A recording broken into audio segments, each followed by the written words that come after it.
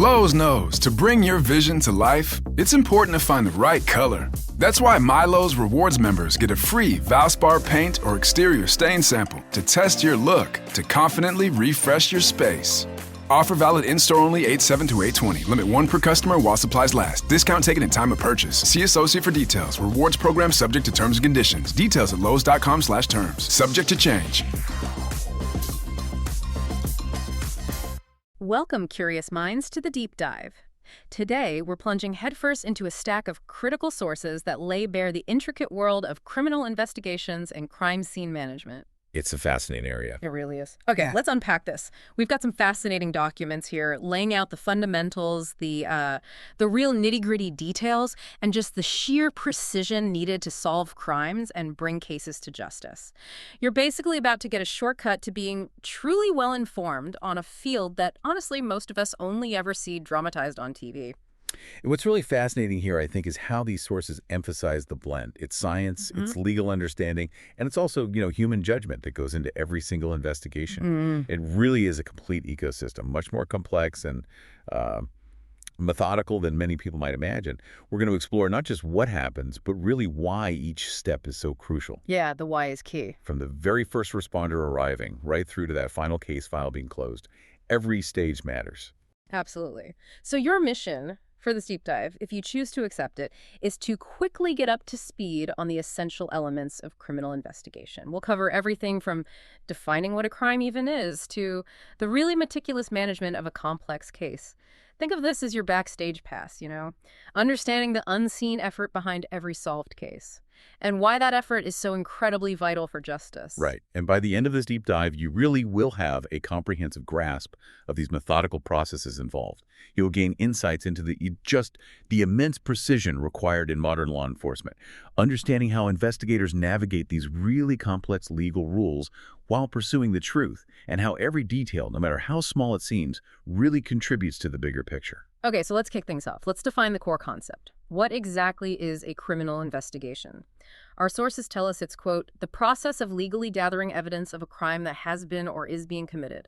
Simple enough, but profound. And a crime scene search is defined as a planned and coordinated legal search to locate physical evidence or witnesses. So why is that phrase, legally gathering evidence? Why is that so incredibly crucial right from the start? It really sets the stage, doesn't it? Oh, it's absolutely foundational. That word legally, it's the linchpin for the entire process. Right. Every single piece of evidence, every interview they conduct, every search warrant they execute, it must adhere to strict legal frameworks, the rules of evidence, constitutional rights. So if they mess that up? If evidence is gathered improperly, say, without the right warrant or through coercion, it can be challenged and potentially thrown out of court. Doesn't matter how damning it seems. It's not just the technicality either. It's what protects our individual rights, ensures due process. Imagine a confession beaten out of someone or vital evidence found during an illegal search. Yeah, that can't stand. In a fair system, it just can't. And that other part, the planned and coordinated search, that highlights it's not some chaotic free-for-all at the scene. Right, not like on TV sometimes where everyone's just wandering around. Exactly. It's a strategic, almost scientific operation designed to maximize finding evidence while minimizing any contamination. Think of it like a surgeon prepping for an operation. Every tool, every movement is deliberate, calculated for the best outcome. That's a great analogy and makes perfect sense. So to really understand this legal landscape, we need to dive into some core terms, right? The foundational definitions. How do they all fit together? Yes, let's lay that groundwork. These are the building blocks. First, a crime. The definition is an act or omission forbidden by law and punishable by a fine, imprisonment, or even death. It's basically what society, through its laws, has decided is unacceptable conduct. Okay, forbidden and punishable. Simple enough. What's next? Then we have corpus delicti. It literally translates to the body or substance of the crime. Okay. Legally, it means the proof that a crime has actually happened. You have to prove not just that something occurred, but that it occurred because of a criminal act. So like in a murder case, it's not just finding a body. Exactly. It's proving the death was caused by a criminal act. Showing the cause of death wasn't natural or accidental, but points to, foul play. That's establishing the corpus delicti for homicide. Okay, so it's not just someone is dead, but someone was murdered. Got it. Precisely. And that leads us directly to the elements of a crime. These are the specific conditions, the ingredients, if you will, that must all be present for an act to be classified as a particular crime. Like a recipe. Kind of, yeah. For example, take theft. You usually need to prove, 1, that property was taken, 2, that it belonged to someone else, and 3, that there was an intent to permanently deprive the owner of it. Right. All 3 need to be there. Yes, all those specific conditions are the elements. An investigator has to gather proof for each element to establish the corpus delicti of that specific crime. Okay, so investigators need to prove each of those elements to establish the corpus delicti. What about the actual stuff they find? That's evidence, right? Yes, exactly. Evidence is anything offered in court to prove the truth or falsity of a fact in contention. It's the information, tangible or intangible, that helps establish the facts of the case. And a fact. A fact is simply something known to be true. Seems obvious, but it's a key distinction in legal terms. Right. Now, when we talk about how a crime was committed, we often hear about the modus operandi, or MO. The MO, yeah. Heard that one a lot. It's a criminal's characteristic method of operation. Their signature style, you could say. Maybe a burglar always cuts the phone lines first, or a con artist always uses the same sob story. I can see how that would be super useful, linking crimes together. Incredibly useful. It helps connect potentially separate incidents to the same person or group. Okay. Now, are there different kinds of evidence we should be aware of? I remember hearing about circumstantial evidence. Yes, that's a crucial distinction. Circumstantial evidence is indirect evidence. It doesn't directly prove the fact in question, like an eyewitness seeing the crime happen. Instead, it's evidence from which logical deductions can be drawn. Can you give an example? Sure. Finding a suspect's unique muddy boot print right outside a broken window at a burglary scene, that's circumstantial evidence. It doesn't show them breaking the window. But it puts them there, right around the time it happened. Exactly. It implies their presence and involvement. This differs from direct evidence, like, say, security footage capturing the act itself. But circumstantial evidence can still be really powerful, can it? Oh, absolutely. Especially when you start piecing multiple bits of it together.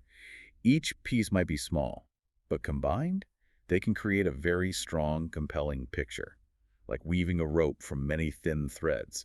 It's often the bulk of evidence in many cases. So proving corpus delicti means using both direct and circumstantial evidence to establish all those elements of the crime. Correct. Building that complete logical picture for the court. Okay, that distinction is really important.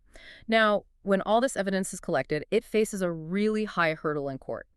Proof beyond a reasonable doubt. Our sources describe this as the level of certainty a juror needs for conviction.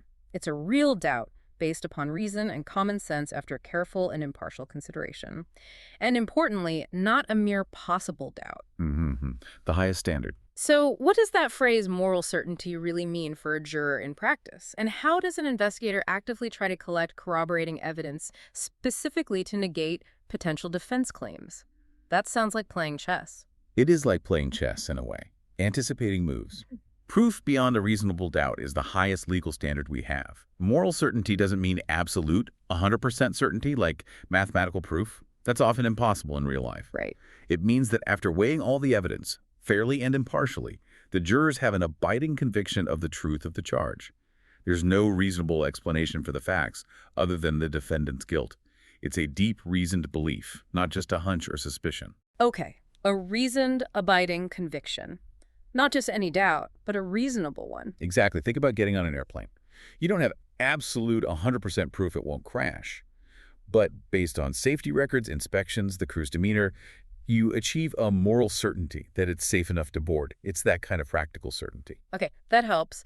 So how do investigators anticipate and negate defenses? That's where thorough, proactive investigation comes in.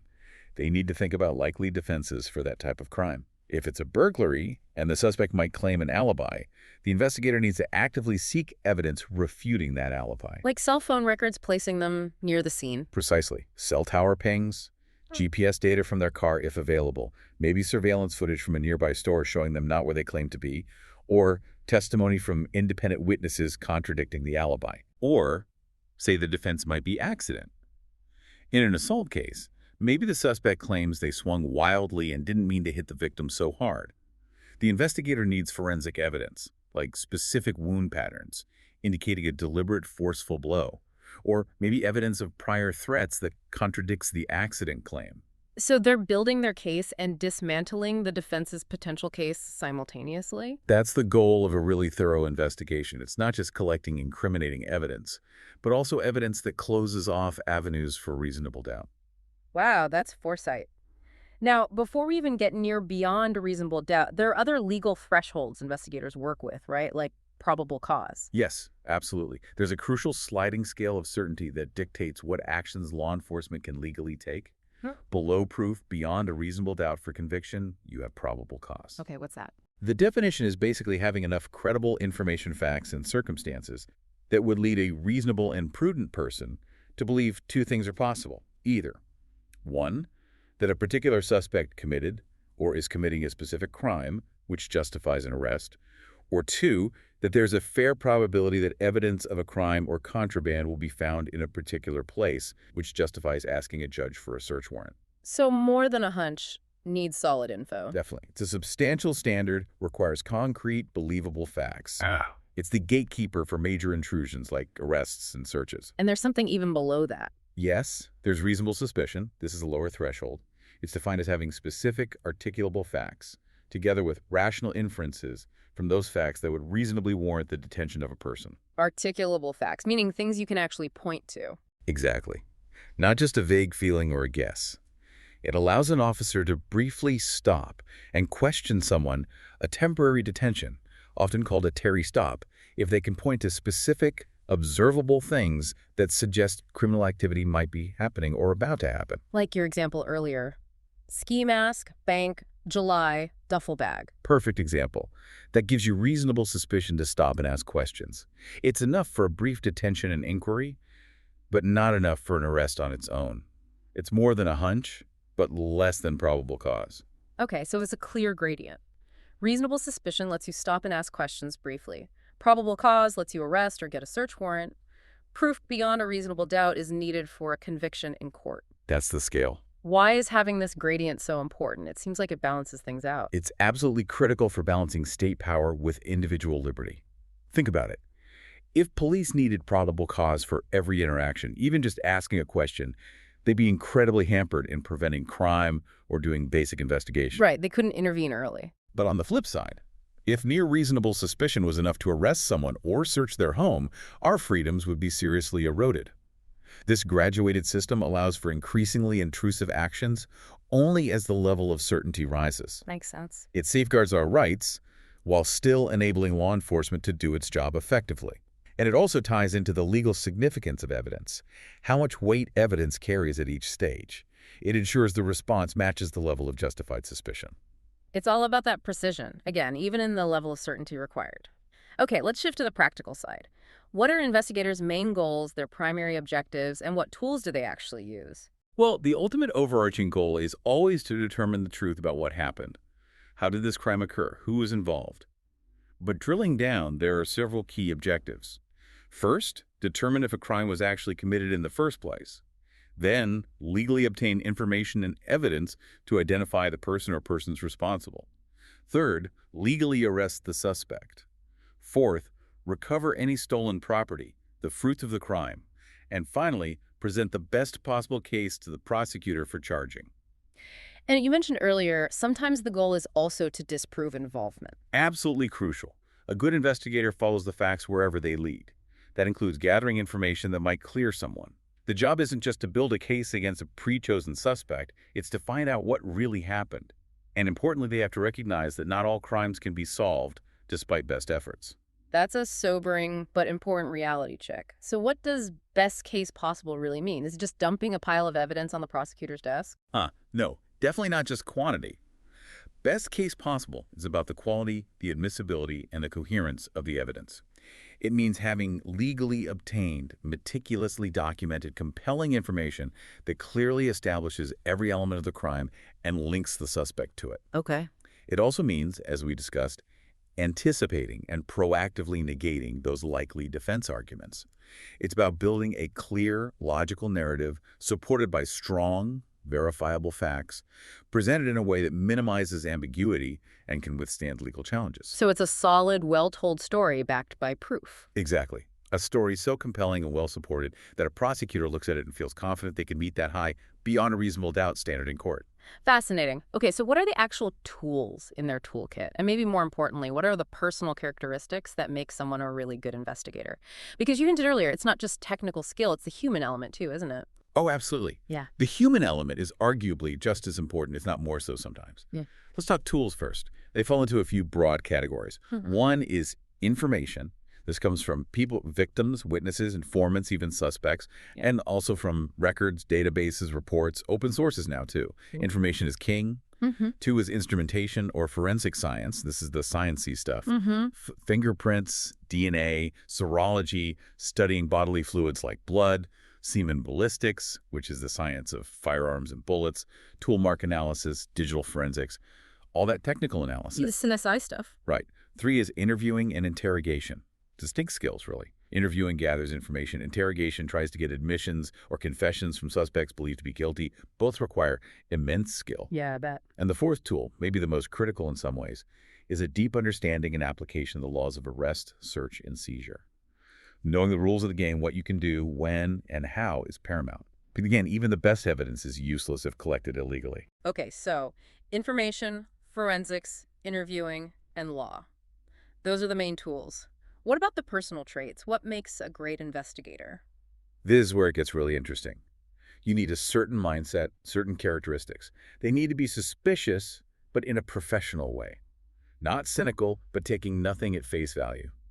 Always verifying, always checking credibility. People misremember, people lie, people have agendas. You have to question. Constantly asking why and how do you know that? Exactly. They need to be intensely curious. A genuine desire to uncover the facts, to understand the why behind things. Noticing small inconsistencies, things that don't quite add up. Digging deeper. Observant too, I imagine. Highly observant, using all five senses. Taking accurate notice, keeping things in view, paying attention to details others might miss. The environment, people's reactions, small physical clues. And you mentioned objectivity before. How crucial is that? Absolutely critical. An investigator must be unbiased and unprejudiced. Personal feelings, biases about certain types of people or crimes, preconceived notions, they have to be actively suppressed. Letting bias creep in leads to sloppy work, wrong conclusions, and ultimately profound unfairness. That sounds incredibly difficult in high-stress situations. It is a constant discipline, especially with disturbing crimes or difficult suspects. They also need to be skilled at developing rapport. This means excellent interpersonal communication, being patient, courteous, empathetic, even when dealing with difficult or hostile people. Building trust. Yes, it's a strategic skill. People talk more openly when they feel heard and respected. It's not just about being nice, it's about effective information gathering. What else? Logical thinking. Definitely. Logical thinking is key. Applying logic to compare behavior to statements, assessing motivations, connecting disparate pieces of information, spotting inconsistencies between the physical evidence and someone's story. Thinking critically, like a chess player analyzing the board. And Finally, creative problem solving. Thinking outside the box, but always within the legal and ethical boundaries. Finding innovative ways to get information or evidence when standard methods fail. Adapting to unique situations without compromising the rules. It's that blend of discipline and adaptability. Wow. Suspicious, curious, observant, unbiased, rapport builder, logical, creative. It's quite a demanding profile. It truly is. It takes a unique combination of skills and personality traits. Okay, with that strong foundation laid, let's move into the very first moments after a crime is reported. The preliminary investigation. Imagine you're that first officer arriving on a potentially chaotic scene. It's not just random action. Our sources show a very structured, almost choreographed response in those critical early stages. It's broken down into 5 key stages. It kicks off with 1, scene security and protection, then 2, first responder investigation, 3, processing the crime scene, 4, scene wrap-up, and finally 5, conclude and document. And the absolute first priority, always, safety, persons, then evidence. Why is this so vital to document changes made during rescue efforts and to start that chain of custody immediately? Those initial moments are incredibly fluid and often chaotic, so having these stages provides a critical framework. That person's then evidence priority is non-negotiable. Saving lives, rendering aid, that always comes first. Right. But during those life-saving efforts, the scene will inevitably be disturbed. Maybe paramedics move furniture to reach a victim, or officers force open a door. Documenting every single change made during rescue is vital. Aye. Because later on, those alterations could be misinterpreted as part of the crime itself if they aren't recorded. A moved chair, a cut piece of clothing. Documenting why it was changed prevents confusion, or, worse, incorrect theories about the crime later. Ah, okay. Preserves the original context as much as possible. Exactly. And starting the chain of custody immediately, from the very second evidence is recognized. That's about legal integrity. We talked about that earlier, the evidence biography. Right. It's the foundation for that evidence being admissible in court. If there's a break in the chain, an unexplained gap where someone could have tampered with it, the defense will absolutely challenge it, and it might get excluded. Doesn't matter how important it is. Starting it right away, marking and tracking from discovery is non-negotiable. Got it. Integrity from second one. So what are those crucial initial actions an officer takes right upon arrival? It must be a whirlwind assessment. It is. It's an immediate, high-stakes, dynamic assessment. First, determine if suspects are still present or nearby. Look for unusual activity, people fleeing, suspicious vehicles idling. Okay, threat assessment first. Always. Take appropriate tactical action if the offense is actually in progress. Note any weapons involved. Check the number of suspects crucial for officer safety and deciding if backup is needed. Right. Then, immediately, first aid or request EMS for any injuries. Life safety is paramount. After that immediate safety check, quickly search the perimeter of the building or area for obvious entry or exit points, open doors, broken windows, and locate the key people, the victims, any witnesses, the person who called it in, the complainant or reporter.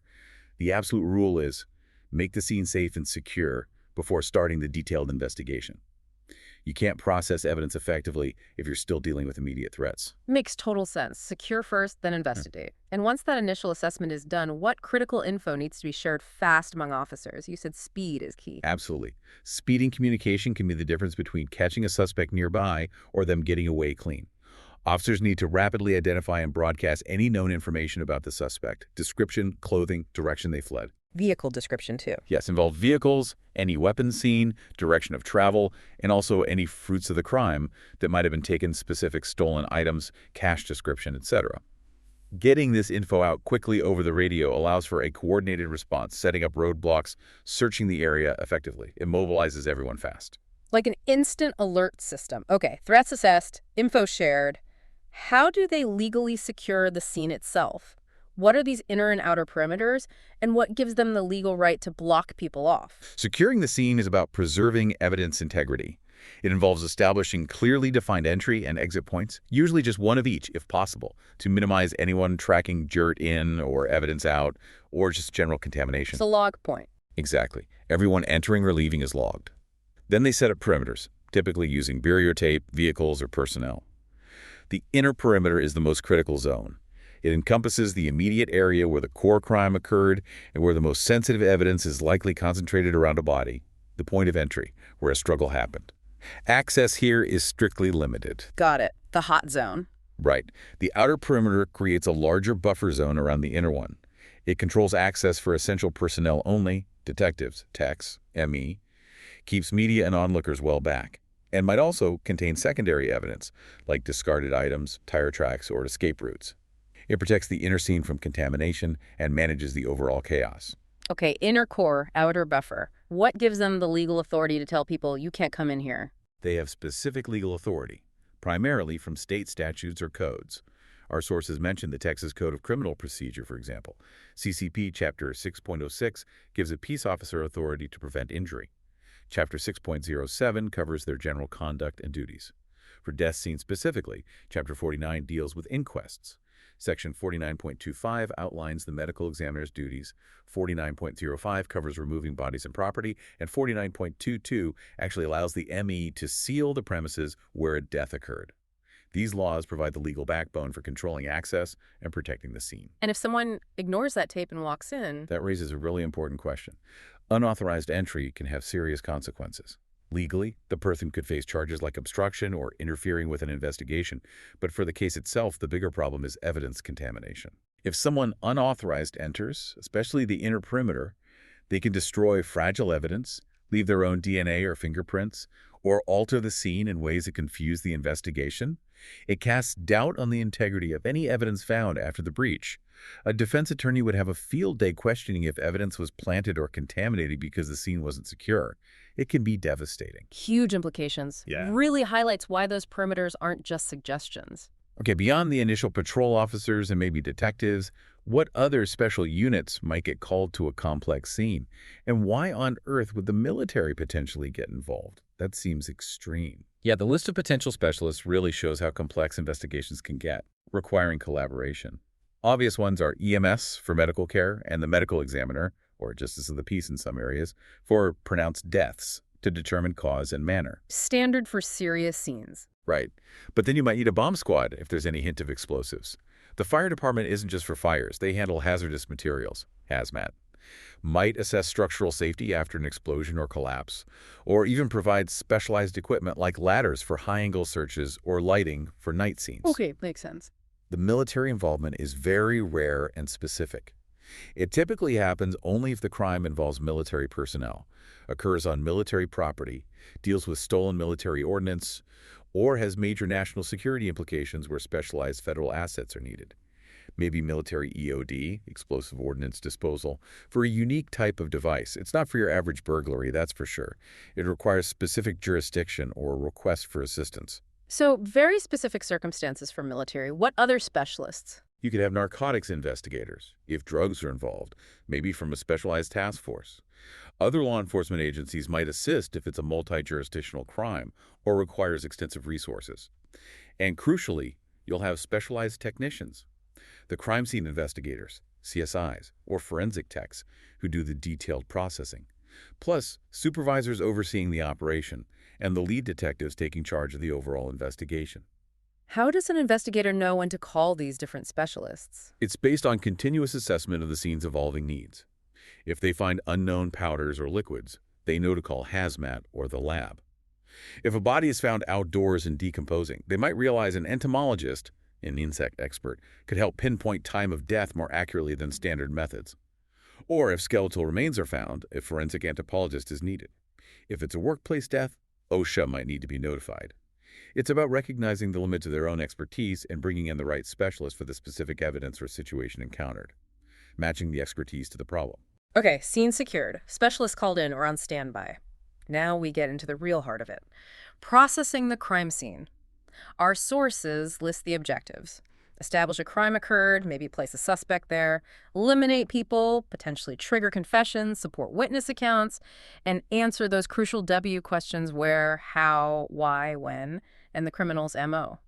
But conducting such a meticulous search must come with practical problems and hazards, right? What do investigators face? Absolutely. Those objectives show it's a strategic hunt for information, not just random searching.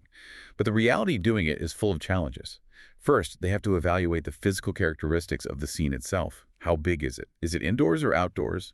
What's the terrain, like woods, apartment, warehouse? How cluttered is it? Right. A field is different from a tiny bathroom. Totally different. This assessment dictates the personnel needed, maybe just 2 people for a small indoor scene, but a large coordinated team for a sprawling outdoor area. It dictates the equipment needed too: lights, specialized recovery tools, maybe even mapping tech. What about thoroughness? Do they always search with the same intensity?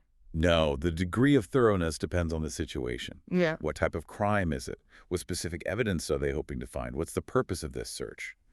Searching for microscopic fibers or DNA requires an incredibly slow, painstaking, almost inch-by-inch approach. Searching for a missing person in a park might be faster, covering more ground, looking for larger clues first. It's adaptable. Okay. And the hazards. You mentioned safety before. Yes, safety hazards are a constant concern. Things like downed electrical lines, deep water, unstable structures, dense brush hiding trip hazards, or even dangerous wildlife, steep slopes. Investigators have to identify these risks before diving in. And use protective gear? Definitely. They assess the need for personal protective equipment, PPE. That means gloves, always, but might also include protective suits, shoe covers to avoid tracking contaminants, face shields or masks if there's airborne debris or biohazards, hair covers, even respirators for chemical fumes or decomposition odors. Using PPE protects the investigator, but just as importantly, it prevents them from contaminating the scene with their own DNA, hair, or fibers. It's a two-way street. All these factors, logistics, safety, environment, impact how feasible and safe it is to recover evidence, requires careful planning. Sounds like a very dynamic and potentially dangerous workplace. So with all these variables, how do investigators pick the right method for searching? The sources list several: point-to-point, strip grid, circular spiral, quadrant zone, area, aerial, even canines. Can you break down what each is best for? Sure, choosing the right search pattern is crucial for efficiency and thoroughness. It really depends, like you said, on the size and type of area and the degree of thoroughness required. It's about picking the right tool for the job. The point-to-point search might be used as an initial walkthrough. You move from the first obvious piece of evidence to the next, then the next. It can help get a feel for the scene. But it sounds a bit haphazard. It can be. The source notes it's often disorganized, might easily overlook trace evidence between the main points, and can encourage premature entry by other personnel. So maybe okay for a quick preliminary look, but not usually for the main detailed search. Okay, not the go-to for thoroughness. What about the strip search? The strip line search is highly effective, especially for large outdoor areas like fields or parks. Imagine dividing the area into parallel lanes or strips using ropes, flags, or just natural landmarks. Searchers walk down their assigned lane, looking carefully. Like mowing a lawn. Exactly. And the grid search is even more thorough. It's basically doing a strip search twice, once going, say, north-south, and then again covering the same area going east-west. Ah, a double pass. Right. It provides two different viewpoints of the same ground, significantly increasing the chance of finding small or subtle evidence. Excellent for maximum coverage outdoors. Okay, I can picture that. Very methodical. What about indoors or more confined spaces, like a room or a car? For those, other methods might be better. The circular or spiral concentric search can work well, especially if you think something might be missing from the center of an area or if the entry-exit point is key. Searchers start either at the center and spiral outwards, or start at the edges and spiral inwards. Like ripples in a pond, almost? Kind of, yeah. Then there's the quadrant, sector, or zone search. This is really effective for areas with clear boundaries or sections, both indoors and outdoors. You divide the scene into manageable zones or quadrants, like dividing a house into rooms or a car into front seat, back seat, trunk. Then you can search each zone systematically. Maybe even using different types of searches within different zones, depending on what you expect to find there. Very organized, good for complex indoor scenes or vehicles. Allows you to tailor the search within the zone. Makes sense. Any other specialized methods? Yes, there's the area search, which is just using whatever method works best for a specific, small, well-defined area, like searching just a single bush where something might have been tossed, or a specific pathway. The aerial search uses aircraft, maybe drones now too, potentially with things like infrared imaging. This can be useful for large areas, looking for ground disturbances that might indicate a gravesite, or finding heat signatures. High-tech overview. And finally, canines, police dogs. Invaluable for tracking scents, finding suspects who recently fled, or locating missing persons, sometimes even detecting specific substances like drugs or explosives. But you mentioned timing is crucial for canines. Extremely. You need to consider using the dog early, before the scene gets heavily contaminated with scents from officers, paramedics, and everyone else walking around. Too much contamination can overwhelm the dog's ability to pick up the specific track they need. Right, preserve that scent trail. Okay, method chosen. How do they actually implement the search? What are the procedures to make sure it runs smoothly and effectively? Implementation requires good planning and coordination. First, determine the starting point, usually the most critical area. Unless fragile evidence outside needs immediate attention. Establish a command post or headquarters area for communication and coordination. Then, a crucial step, the briefing of the searchers. Everyone involved needs to be on the same page. They cover the known facts of the offense, what type of evidence they're specifically looking for, the chosen search pattern, and critically, the speed of the search. Speed matters that much. Oh yeah. Searching for tiny hairs or fibers requires moving incredibly slowly, maybe even on hands and knees. Searching a large field for a discarded weapon might be faster. The briefing clarifies the pace needed. It also assigns specific areas or lanes of responsibility and reviews the guidelines for properly handling and documenting any evidence found. Okay, clear roles and goals. Right. Maintaining constant communication during the search is vital to ensure all areas are covered and there's no unnecessary duplication. And one really good technique for ensuring thoroughness, especially with trace evidence, is alternating searchers. Have one team search an area, then have a different team research the same area. Fresh eyes often spot things the first team missed. That's clever, a built-in double check. Exactly. It maximizes the chances of finding everything. So meticulous planning, clear briefing, careful execution, even double-checking. Only then do they really start the detailed documentation, like photography. Which brings us to that critical component, photography. Why is a visual record so much more powerful than just written notes? And what kind of gear did they need? Photography is absolutely fundamental. It's often called an integral facet of the investigation. Why? Because it creates a permanent, objective, visual record of the scene exactly as it was found, before anything is moved or altered. Captures the before state. Precisely. Written notes, no matter how detailed, just can't capture the spatial relationships, the textures, the specific appearance of evidence in context, the lighting. A photo does that instantly. It's a static snapshot in time that can be reviewed over and over by investigators, prosecutors, defense attorneys, and crucially the jury, sometimes years later. Allows people to see the scene. Exactly. As for equipment, the sources emphasize using a good quality DSLR camera. Digital single-lens reflex, mainly for its high resolution and the ability to use interchangeable lenses. Different lenses for different jobs. Yes. You'll typically see a macro lens, which is essential for taking examination quality close-ups, very small details, tool marks on a door frame, fibers on clothing, insect larvae on a body. Then a zoom lens offers flexibility for framing shots at typical crime scene distances, capturing mid-range views. And a telephoto lens can bring distant objects closer, useful for documenting things like escape routes or surveillance points from far away. What about stability and lighting? Also crucial. A sturdy tripod is essential. It ensures the camera is stable, preventing blurry photos, especially in low light, where longer exposures are needed. It also helps maintain consistent angles and perspectives for measurement photos. And an external flash unit provides controlled, supplemental light, which is often necessary indoors or at night to ensure evidence is properly illuminated and captured accurately, avoiding harsh shadows or underexposure. Okay, so the right camera, lenses, tripod, flash. Got it. What are the key rules or procedures for taking crime scene photos to make sure they're accurate and admissible later? You mentioned integrity. What if a photo is blurry or just bad? Do they delete it? That's a huge point about integrity. First rule. Photos must be taken before anything is disturbed. Capture the scene in its original state. Second, take lots of photos. When in doubt, photograph it. You could always have too few, rarely too many. Third, use measurement scales, like rulers, in close-ups to show size. But, and this is important, always photograph the item first without the scale and then again with a scale in place. Why both? So you have a pristine image showing the evidence exactly as found before anything foreign, the scale, was introduced into the frame. It prevents any claim that the scale obscured something. Smart, okay. Procedures. Preparation involves getting camera settings right, checking the flash. The very first photo taken on the memory card is usually an ID card or placard showing the case number, date, location, and photographer's name. Creates an immediate embedded record.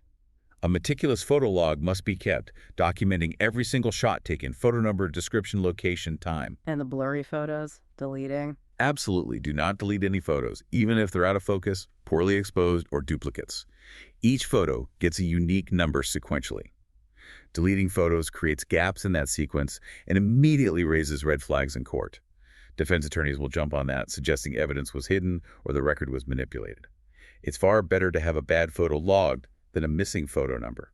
It maintains the integrity of the entire photographic record. Wow. Okay. Never delete. That's a hard rule. How do they structure the photos? Is there a system? Yes, there's a methodical progression. Typically, you photograph from the outside in. Start with overall shots of the exterior, showing the building or area and its surroundings, maybe including landmarks. Then move closer, documenting entry-exit points. Then move inside, photographing room by room, again starting with overall views and progressively moving closer to specific items of evidence. It's a logical flow, from general context to specific detail. Like telling a story visually. Exactly. And to do that effectively, they use 3 main vantage points or ranges: overall long range, mid-range, and close-up. Okay, break those down. Overall or long-range photos give the big picture. They establish the location, think aerial shots, wide views of the street showing the house, or an entire room from corner to corner. They orient the viewer. Mid-range photos bridge the gap. Taken from maybe 10-20 feet away, they show significant items or evidence in relation to their immediate surroundings within the scene. Like showing a weapon on the floor next to a specific sofa, linking the overall room view to the specific evidence. And close-up photos get right in there. Taken 5 feet or less, often much closer with a macro lens. They capture the critical details of individual pieces of evidence that wouldn't be visible in the wider shots: the serial number on a gun, the pattern on a shoe print, the details of a wound. So overall context, evidence in context, and evidence detail, like zooming in. Precisely. These three ranges work together to create that comprehensive visual narrative, allowing someone who wasn't there, like a juror, to understand the scene thoroughly. That makes perfect sense. What about specific categories of photos they might take? Are they trying to document different aspects of the crime? Yes, the photos often fall into categories based on what they're intended to show. You'll have photos focusing on the location of the crime itself, the building, the room, the specific spot. Photos showing the nature of the crime: signs of forced entry, ransacking, indications of a struggle. Okay. Photos documenting the results of the crime, which can help show the sequence of events. For example, documenting a trail of blood leading from one room to another might illustrate how the incident unfolded.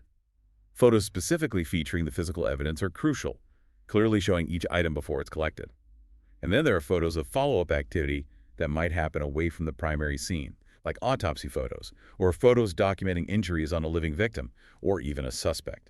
How do they photograph injuries specifically? There's a standard protocol for injuries, too, to ensure clarity and context. First, an overall photo of the person, front and back, showing the injury location generally.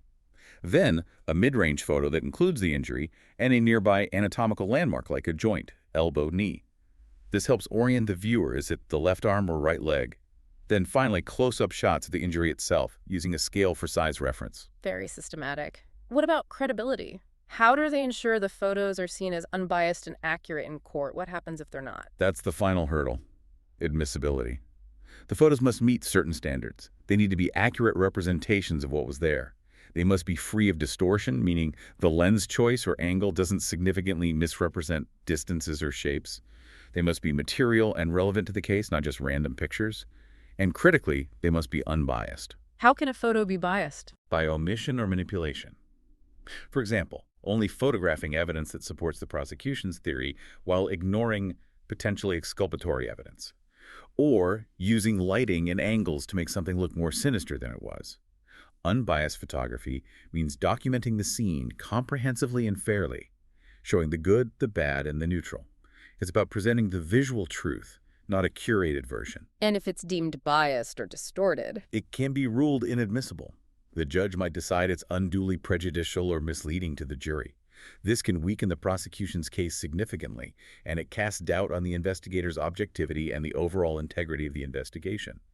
Presenting fair and accurate photos is paramount for credibility. A huge responsibility. Okay, so photography captures what was there in detail. Let's move to sketching. You said earlier sketches help understand where things were, especially relative to each other.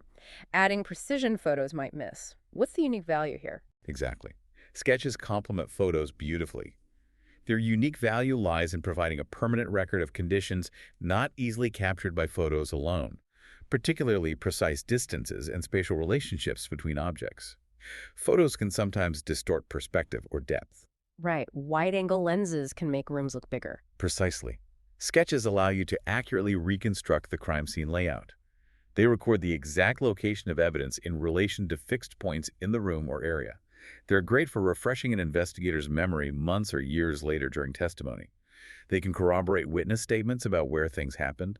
They also allow you to eliminate confusing details. A sketch can focus just on the relevant items and layout, unlike a photo which captures everything, including clutter. And importantly, sketches can be easily enlarged and used as courtroom exhibits, giving the jury a clear, simplified overhead or perspective view of the scene layout. So photos give the details, sketches give the precise map and relationships. Adds a whole other layer. It really does. It adds that measurable geometric precision.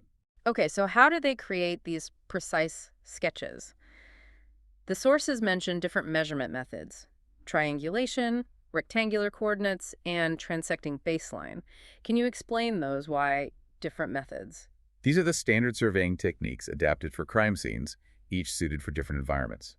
Triangulation is great for precisely locating items when you have at least two fixed, identifiable permanent objects in the scene to measure from, like, two specific corners of a room or a doorway in a window frame. How does it work?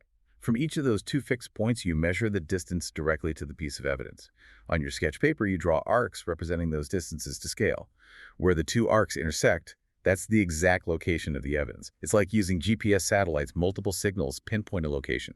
Very accurate, especially for items not near a wall. Okay, 2 points to pinpoint a third. Makes sense. What about rectangular coordinates? This method works best in rooms or areas with clear straight lines, like walls.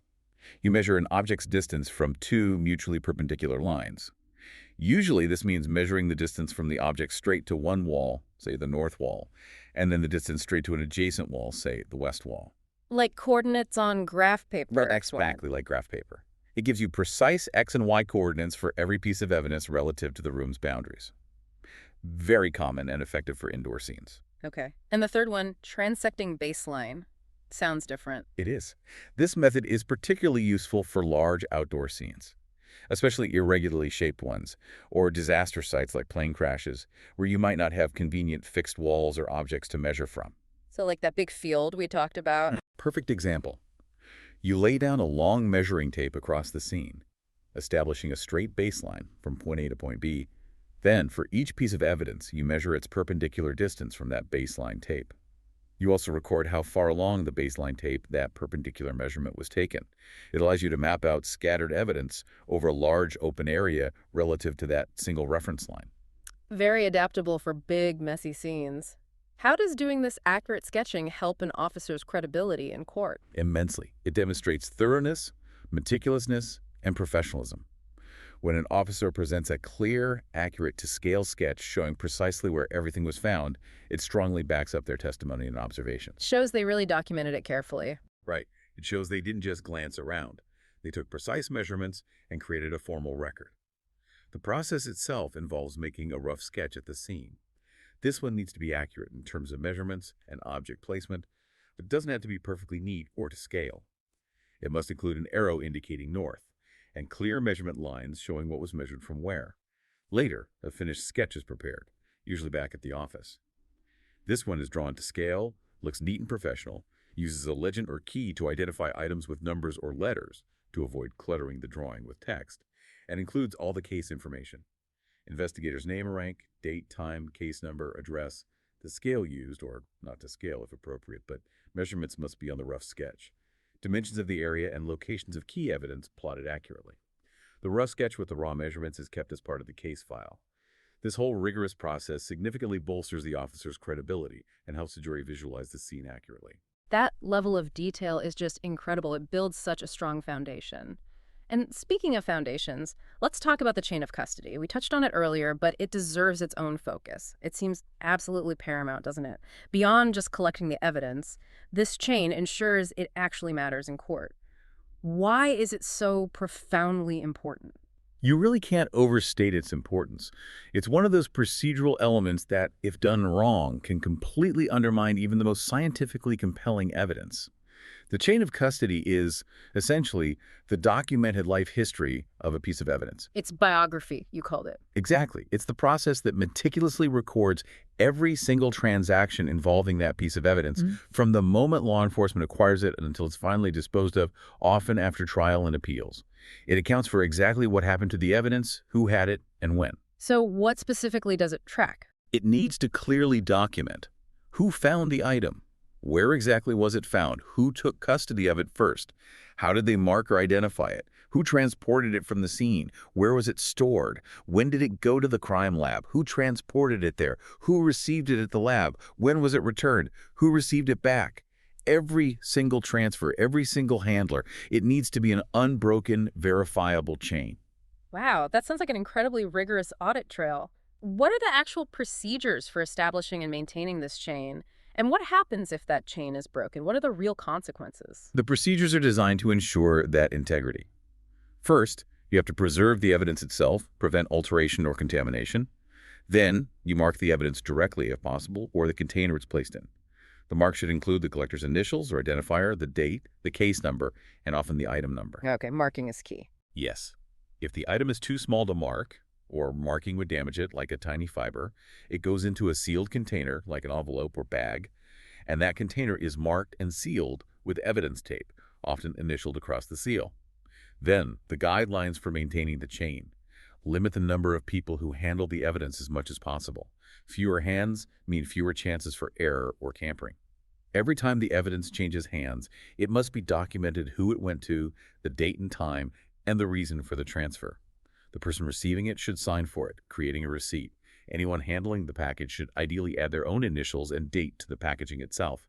And when evidence comes back, say from the lab, the investigator must check their original mark to confirm it's the same item they submitted. A lot of checks and balances. So the big question, what if there's a gap? Someone forgets to log a transfer or a signature is missing? That's where it gets dangerous for the prosecution. A broken chain of custody creates doubt. The defense attorney will argue, quite reasonably, we don't know what happened to this evidence during that undocumented period. It could have been tampered with, switched, contaminated. And the consequence? The most significant consequence is that the judge might rule the evidence inadmissible. It can't be presented to the jury. If that evidence was crucial, say, the DNA linking the suspect, or the murder weapon, its exclusion could cripple the prosecution's case, potentially leading to charges being dropped or an acquittal, regardless of how strong the evidence might otherwise seem. It underscores why this seemingly bureaucratic process is absolutely fundamental to the legal process. That really drives home why every single link in that chain matters so much. Okay, let's pivot slightly to the types of evidence they're actually collecting and putting into that chain. Our sources list 4 main categories: fruits of the crime, tools of the crime, contraband, and mere evidence. Can you give us quick examples of each? Sure, these categories help classify the legal status and relevance of items found. Fruits of the crime are the things the criminal gained from committing the crime. The loot, basically. Stolen cash from a robbery, jewelry from a burglary, maybe a car obtained through fraudulent papers. Okay, the profits. Right. Tools of the crime are the instruments used to commit the crime. A crowbar used to pry open a door, the gun used in a shooting, lockpicks, a computer used to hack into a system, even a getaway car could be considered a tool. The means to commit the crime. Got it. Contraband refers to items that are illegal to possess in themselves, regardless of the specific crime being investigated. Things like illegal drugs, unregistered automatic weapons, counterfeit money, child pornography. Possession itself is a crime. Okay, illegal just to have it. Yes. And finally, mere evidence. This is a broader category for anything else that tends to prove a fact related to the crime, but isn't one of the other 3. It could be the victim's blood-stained shirt, a suspect's fingerprint left at the scene, fibers transferred during contact, a threatening letter, surveillance footage. It's evidence because it links someone, proves an element, or tells part of the story. That clears up the categories nicely. Now for the really detailed part. How do investigators actually preserve these different types of evidence safely and effectively once they find them? The sources list incredibly specific procedures for everything from guns to blood to paint chips. This is where the meticulousness really ramps up, because improper handling or packaging can destroy the evidentiary value just as easily as a broken chain of custody. The overarching goals are always to prevent breaking, spoiling, loss, or contamination. Okay, general principle. A huge one, especially for biological or potentially damp evidence, is use paper, not plastic. Plastic bags trap moisture, which promotes mold and bacterial growth, and that rapidly degrades things like DNA. Paper bags or envelopes allow air circulation, letting the item air dry, which preserves it much better. Containers should generally fit the item snugly to prevent movement and damage. And critically, each item found in a different location or different types of items found in the same location must be packaged separately to prevent cross-contamination. You don't put the suspect's bloody knife in the same bag as the victim's torn shirt.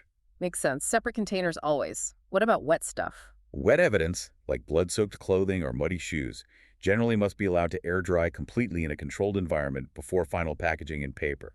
Packaging wet items leads to rot and degradation. The exception is liquid blood collected directly, which often needs to be refrigerated or sometimes frozen, depending on the circumstances, to prevent bacterial breakdown. Okay, dry it first if possible, package separately in paper. Safety precautions. Always paramount. Disposable latex or nitrile gloves are standard for handling any evidence. Change gloves frequently, especially between handling different items, to prevent cross-contamination. Dispose of used gloves properly. Wash hands thoroughly afterwards. Avoid touching your face or mouth. Be extremely cautious with any bodily fluids due to the risk of bloodborne pathogens. These steps protect the investigator and prevent the investigator from contaminating the evidence with their own DNA or trace materials. Okay, let's get specific. How do they handle firearms? Safety must be huge there. Absolutely. Number 1 priority. Always treat every firearm as if it's loaded. Keep your finger off the trigger and outside the trigger guard until ready to shoot, which they aren't doing here. Keep the muzzle pointed in a safe direction. Know your target and what's beyond it. These are basic firearm safety rules, but critical at a scene. How do they handle it without messing up evidence? Carefully. They first note and document the condition as found safety on or off, hammer cocked or down. If it's a semi-automatic, they'll carefully remove the magazine first, then eject any cartridge from the chamber, packaging that live round separately and labeling it. They document the make, model, caliber, serial number. If it's a revolver, they might mark the cylinder position relative to the frame before opening it to know which chamber was under the hammer. If the hammer is cocked, they carefully lower it. They uniquely identify each chamber and remove the contents, cartridges or casings. What about securing it? They secure it to make it safe, often using a zip tie through the action, like the ejection port and magazine well, so it physically cannot fire, but not down the barrel. Critically, they never stick anything down the barrel, like a pencil, as that can damage the microscopic rifling marks needed for ballistics comparison. They also never clean, disassemble, or dry fire the weapon at the scene that can destroy trace evidence or alter mechanical conditions. They document the condition thoroughly and package it, usually in a sturdy cardboard gun box. Do they check for trace evidence first? Yes, they should visually inspect it for things like blood, hair, fibers, or soil before packaging. If found that trace evidence needs to be documented and collected separately, carefully, before the gun goes in the box. Do they mark the gun itself? Generally, no. You don't want to scratch or alter the firearm. They mark the evidence tag attached to the trigger guard or mark the outer packaging box. The exception might be marking revolver cylinders, as mentioned. What if it's found underwater? Special procedure for that. Document the location precisely. Do not try to clean it or dislodge dirt or debris, especially from the barrel. Collect a sample of the same water it was found in. Then carefully lift the firearm and place it fully submerged in a leak-proof container filled with that same water. Keep it wet. Why? To prevent rust. If a submerged gun dries out, it can start rusting very quickly, which can obscure or destroy the fine markings needed for forensic analysis. Keeping it in the water it was found in preserves its current state until it gets to the lab. Fascinating. Okay, what about fired evidence, bullets, casings? For fired evidence like bullets, cartridge casings, shotgun wads, or pellets, the location of each piece is meticulously documented and photographed first. Each item is collected carefully using gloved hands or rubber-tipped forceps to avoid scratching microscopic markings. Depending on the situation, items might be packaged together, for example, all casings from one area, or separately, always with clear labels. What if a bullet is stuck in a wall? If a projectile is embedded, say in wood or plaster, they try to carefully dig it out without touching the sides of the bullet itself, again, to protect those markings. Sometimes this means cutting out a larger section of the material around the bullet and removing it that way. If it's really difficult or risks damaging the bullet significantly, they might recover the entire section of the wall or object it's embedded in and send that whole thing to the lab for careful extraction there. The goal is always preserve the bullet's individual characteristics. Okay, preserve those markings. What about paint evidence, like from a hit and run? For paint, if it's on a movable object and can't be easily removed without damaging it, they submit the whole object if practical. If collecting samples, so from a damaged vehicle, they use a clean knife blade or scraper. It's crucial to collect all layers down to the bare metal or plastic because the sequence and composition of layers are unique identifiers. Samples should be taken from several different damaged areas, as paint can vary. Smeared paint might look different too, so that should be noted. How do they collect tiny chips? Fragments can be carefully picked up with forceps, gently swept onto clean paper, or even collected using a filtered vacuum attachment designed for evidence collection. Clothing from victims or suspects that might have paint transfer should also be collected, packaged separately in paper. Two big don'ts for paint: no tape lifts, the adhesive interferes with lab analysis, and no plastic bags because static electricity can make the tiny chips cling stubbornly and be hard to remove without damage. So where do paint chips go? Into a paper fold, often called a druggist's fold, a small vial, or an evidence tin. Envelopes should have their corners sealed to prevent tiny chips leaking out. Got it. Paper folds, not tape or plastic. What about hair and fibers? Hair and fibers are incredibly common, but also incredibly easy to lose. Wind, movement, static electricity, they get displaced easily. So protecting the scene is vital. Maybe closing doors and windows upon arrival and noting which were open. Restricting access is key. Because they're so fragile, collecting hair and fiber evidence is often prioritized early in the scene processing, before heavier activity might disturb them. Collection methods include careful picking with forceps, taping. Tape is often used for fibers unlike paint, or specialized vacuuming. Again, packaged in paper folds or envelopes. Okay. Prioritize the fragile stuff. Now, seize drugs. Lots of variety there. Huge variety: solids, liquids, plant material, pills, powders. Packaging is critical to prevent loss, contamination, or degradation. Different sources must be packaged separately. Whenever possible, leave the drugs in their original packaging, like baggies or vials they were found in, and place that inside the official evidence packaging. Why keep the original packaging? 2 reasons. It helps preserve the drugs from exposure, and that original packaging might hold valuable latent fingerprints or DNA evidence from the person who handled it. Ah, dual purpose. How do they package different forms? Dry solids, powders, or dry plant material usually go into plastic. Zippered bags. Plastic is generally okay for dry drugs. Wet drug evidence, if it can't be dried first, needs a leak-proof container. Fresh plants like marijuana need to be packaged in paper or burlap sacks, something breathable to allow drying and prevent mold. Liquids should go into sealable plastic bottles, avoiding glass because it breaks easily, and don't overfill them. Sharps like needles require puncture-resistant containers for safety. What about weight? That's usually important for drug charges. Very important. Investigators need to clearly note whether the recorded weight includes the packaging or not. Sometimes they'll weigh it with packaging and note gross weight, or they might estimate and subtract the packaging weight, clearly stating that. Accuracy in weighing and documentation is crucial for charging and prosecution. Okay. How about clothing removal from a person, say a victim or suspect? There's a specific procedure for that too, to capture trace evidence. Ideally, have the person stand on a large, clean sheet of paper while their clothes are being removed. Handle the clothing carefully. If any garments are wet, they need to be air-dried completely before packaging. Do not try to remove evidence from the clothing at the scene. Don't shake it out. Don't pick things off. The exact location of trace evidence on the clothing can be important. So collect the whole garment as is. Yes. Package each item of clothing separately in its own paper bag. After all clothing is collected, carefully fold up that sheet of paper the person was standing on. Any trace evidence that fell off, hairs, fibers, debris, will be trapped inside. Package that paper sheet as a separate evidence item. Clever way to catch falling trace. Now, the really sensitive stuff.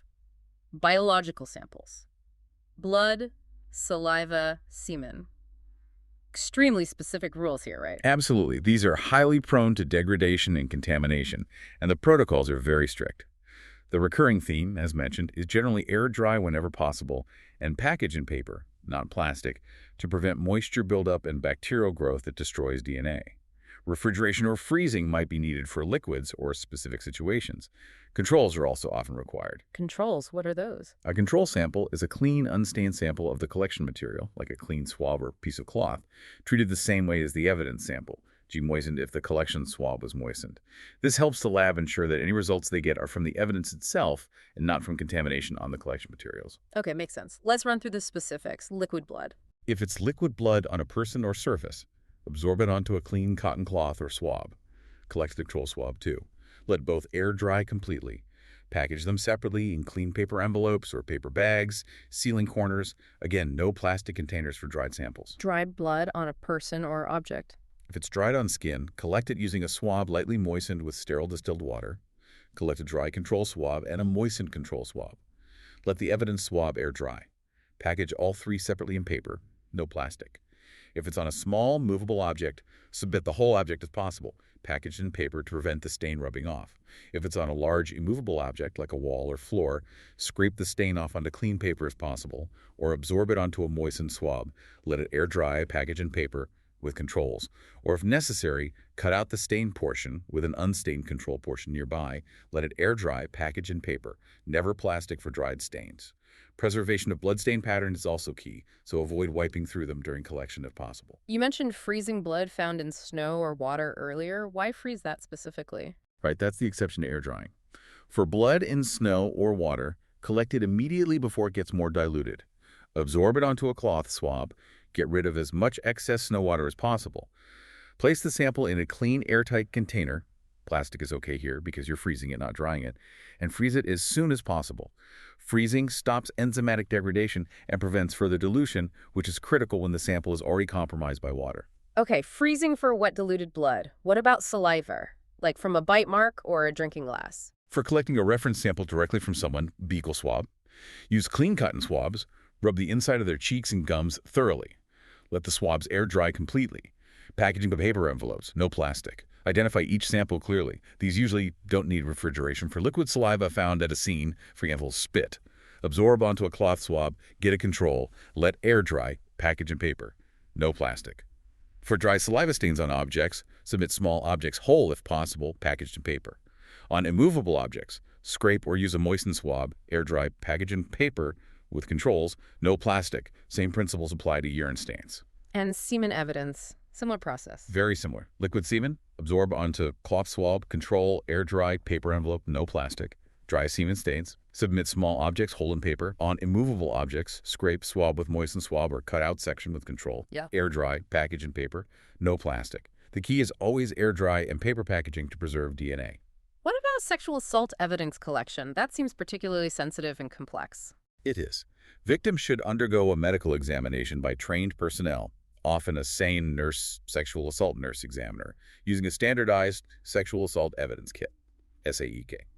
These kits contain all the necessary swabs, collection tubes, and paperwork to systematically collect potential biological evidence from vaginal, oral, and anal areas, as well as fingernail scrapings, clothing, etc. In preserving those kit samples. These samples, once collected in the kit, generally need to be refrigerated, not usually frozen unless specific lab protocols say otherwise, and submitted to the crime lab as soon as possible to prevent degradation of fragile DNA evidence. What about drug-facilitated sexual assaults? Is evidence collection different? Yes, timing is critical there.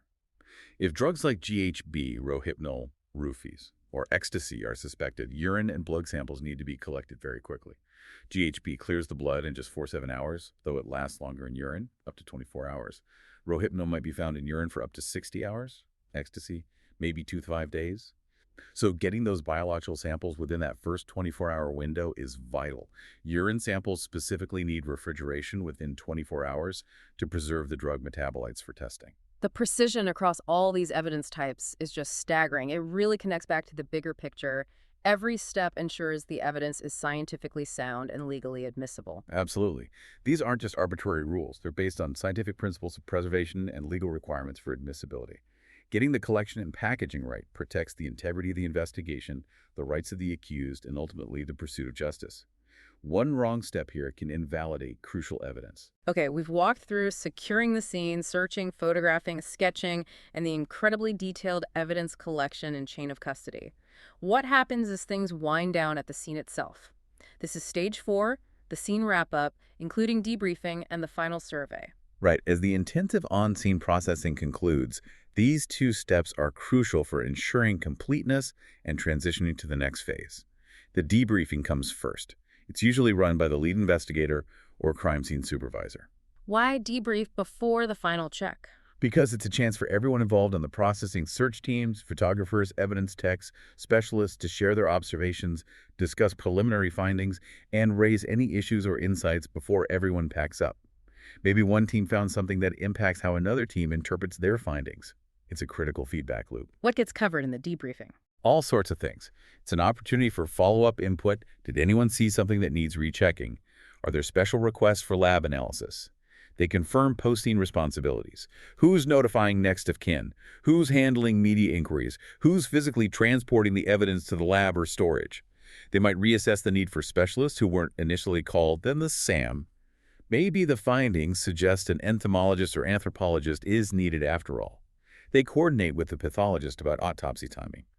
If multiple agencies are involved, they share key data. Sounds like a comprehensive review. It is.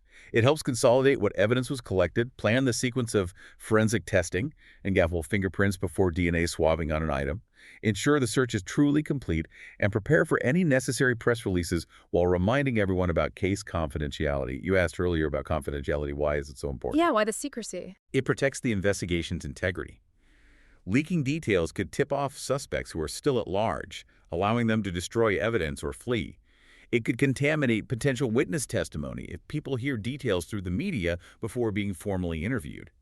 It can compromise ongoing surveillance or future investigative strategies. Maintaining confidentiality protects the evidence, the witnesses, and the ability to bring the case to a just conclusion. Okay, makes sense. Confidentiality is strategic. So After the debriefing clarifies everything, then comes the final survey. Yes, the final survey is exactly what it sounds like, a final, meticulous walkthrough of the entire crime scene after the debriefing and before the scene is officially released. What's its purpose? Another check. It's the ultimate double check. Its primary goal is to ensure absolutely all evidence has been collected, the scene has been thoroughly processed according to the plan, and nothing is being left behind inadvertently. That includes ensuring no pieces of equipment, cameras, tools, notebooks, even trash generated by the team are left at the scene. Wouldn't want to leave your flashlight behind. Exactly. Or worse, leave behind something that could be misinterpreted later. They also confirm that any dangerous conditions identified during the investigation, like structural damage or hazardous materials, have been properly reported and addressed or secured. If the investigation itself caused any damage, like forcing a door, that damage should be documented and photographed during this final survey for accountability. Only after this thorough visual inspection confirms everything is accounted for and safe is the scene officially released, usually back to the property owner or responsible party following department policy. It's closing the book on the physical scene itself. An exhaustive final check. But as you said, the investigation is far from over. The scene might be released, but then comes the continuing or follow-up investigation. What does that phase involve? It sounds like where a lot of the less visible work happens. You're absolutely right. The preliminary on-scene investigation is often just the tip of the iceberg. The continuing or follow-up investigation is where detectives dig deeper, connect the dots, and build the case over potentially long periods. What are the key elements? It involves systematically following up on leads generated during the preliminary phase, initiating new lines of inquiry based on analysis of the initial evidence and reports, constantly developing and revising the scheme or theory of the crime as new information comes in: who did what, when, why, how, analyzing the legal significance of everything found. How does this piece of evidence fit? Does this strengthen the case or point in a new direction? And witness work continues, too. Oh, definitely. A huge part is the ongoing search for new witnesses who maybe weren't identified initially. Liaising with the original witnesses, maybe re-interviewing them if new questions arise or their initial statements need clarification after reviewing evidence. And crucially, preparing and conducting witness identification procedures, like lineups. Lineups. How do those work fairly? You mentioned two types. Right. There's the simultaneous lineup, where the witness sees all the fillers and the suspect if included at the same time. And the sequential lineup, where the witness views individuals one at a time and makes a decision on each before seeing the next. Many jurisdictions now prefer sequential. As research suggests, it reduces the risk of relative judgment, where the witness picks the person who looks most like the perpetrator compared to the others, rather than based on absolute recognition. That makes sense. What instructions do they give the witness? That seems critical for fairness. Extremely critical. The instructions are designed to prevent suggestion and reduce pressure on the witness. They must tell the witness things like, it's just as important to clear innocent people as it is to identify the guilty. The person who committed the crime may or may not be in this lineup. The individuals might look different now than they did at the time of the incident, different hair, clothes, etc. And importantly, the police will continue investigating regardless of whether you make an identification or not. Takes the pressure off. Makes it okay to say, I don't know, or he's not here. Precisely. These standardized, non-suggestive instructions are vital for ensuring the reliability and admissibility of any identification made. It's about accuracy, not just getting a pick. Very careful procedures. What are the other elements of this ongoing follow-up phase? It continues with establishing a strong liaison with the crime laboratory technicians. Investigators need to understand the lab results, discuss their significance, maybe request further tests based on findings. The lab reports often drive the next investigative steps. Like a DNA hit pointing to a new suspect. Exactly. Or ballistics matching a gun found on a suspect to casings at the scene. The follow-up also involves formally identifying all perpetrators and any accomplices, locating and legally arresting them if not already done, preparing wanted notices if they've fled. It might involve conducting surveillance, legally, or further interrogation of suspects. And finally, a huge part is meticulously preparing the entire case package and conferring regularly with the prosecutor, ensuring they have everything needed to file charges and proceed towards trial. It really is that seamless transition, isn't it? From the physical evidence at the scene, to the lab analysis, to the human intelligence from interviews and surveillance, all feeding into the legal strategy. It's a constant cycle. Lab reports, guide interviews, Interview statements might lead to new searches with warrants. Surveillance might confirm alibis or connections. It all builds on itself, ideally towards that proof beyond a reasonable doubt. Okay, so after all this incredible, painstaking work, from the first call to the final lab report, the investigation culminates in case management. Why is this final organizational step so critical? You said earlier it'd be a shame for it all to fall apart due to bad paperwork. It would be a tragedy, honestly. Case management is the final, crucial step that ensures all that effort translates into a usable, understandable, and effective legal case. Its purpose is to create an organized, easily understood, factual, and thorough account of the entire investigation. Why is that so important beyond just being neat? Several reasons. It helps the investigators themselves, and especially the prosecutors, identify any serious weaknesses in the case before it gets to court, allowing time to potentially address them. It provides assurance that if a case fails to be prosecuted, it's not because the officers made mistakes in preparation or documentation. It ensures accountability and professionalism. Imagine months of work going down the drain because a key report was lost or witness statements weren't properly filed. Proper case management prevents that. So it's the quality control check and the final packaging for the legal system. What's the practical value of a well-prepared case folder? What actually goes into it? The value is immense. Practically, it prevents duplication of work because all the information is centralized and organized. It demonstrates the efficiency of the officers in the department. It's incredibly useful for review by the prosecutor who needs to quickly grasp the case, and for the grand jury if seeking an indictment. And there's a strategic value, too. A meticulously prepared, professional-looking case file gives the defense attorney the impression that the investigation was thorough and competent. This can actually encourage plea agreements because the defense sees the strength of the case laid out clearly and realizes a trial might be futile. Interesting psychological aspect, too. So what's typically in that folder? The main case folder contains all the core documents generated throughout the investigation.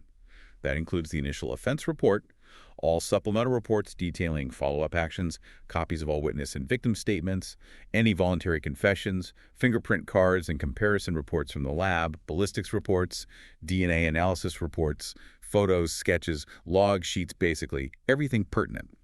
Often, there's also a prosecution summary document prepared specifically for the prosecutor. This distills the key case facts, explicitly addresses the legality of the arrest and any searches or seizures, anticipating challenges, lists all the witnesses, and summarizes the expected nature of their testimony. It sounds like the complete story, meticulously documented. It has to be. If you connect it back to the very beginning, that final case file isn't just a collection of papers. It's the culmination of every single precise step we've discussed, from securing the scene legally to the specific search pattern chosen, the careful photography, the measured sketch, the painstaking evidence collection with its unbroken chain of custody, the follow-up interviews, the lab results. It's the entire narrative, documented for justice. It has to be thorough, accurate, and organized to be effective. What an incredible, detailed journey we've taken today. From defining a crime and that critical first response, through the methodical, almost scientific processing of a scene, the searching, the photos, the sketches, the mind-boggling detail and evidence collection and chain of custody, all the way through the ongoing follow-up, and that final, crucial case management. It's just crystal clear how much intense rigor, dedication, and sheer meticulousness goes into every single investigation. It really is. The systematic nature, the unwavering commitment to scientific principles where applicable, and that absolute need for legal precision at every turn. It's a testament to the professionalism required. It's this complex interplay of science, law, critical thinking, and just plain hard work, all aimed at discovering the truth and achieving a just outcome.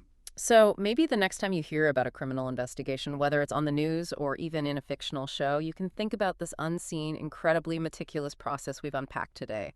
Every detail matters. Every measurement, every photo angle, every link in that chain of custody, it's all purposefully building towards that ultimate goal of finding the truth. It is so much more than what usually meets the eye. And maybe consider this thought as we wrap up. In our world, which relies more and more on technology-advanced DNA, digital forensics, AI analyzing patterns, how will these fundamental principles of investigation we've discussed adapt? Or will they remain constant? The core search for truth, the need for legal justification, the meticulous documentation, those probably stay. But the tools, the types of evidence, and the methods criminals use are constantly evolving. How does law enforcement keep pace while upholding those critical standards? It's an ongoing challenge. That's a really fascinating question to ponder. How do the fundamentals hold up against technological change? Thank you for joining us on this truly deep dive today.